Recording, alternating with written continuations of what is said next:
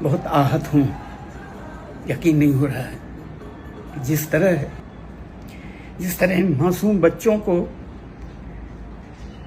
बेरहमी से, बेदर्दी से मारा पीटा गया है, क्या कहूँ।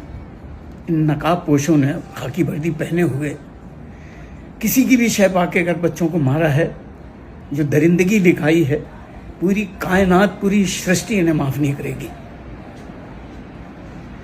अब क्या है, पीट लिया, मार लिया, बच्चों का कसूर क्या था? अब जाइए, इस महीने की तनख्वाह लेके अपने बच्चों को रोटी खिलाकर और चैन की नींद सो जाइए।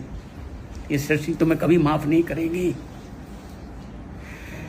इन बच्चों के लिए जो अपना हौसला, जो हिम्मत लेके चल रहे हैं, उनके लिए मेरा जिस्म का कतरा कतरा उनके साथ है। मैं सलूट करता हूं बच्चों को। बच्चों, मैं तुम्हारे साथ हूं और जो तुमने हौसला दिखाया, बस जरूर कामयाब होंगे।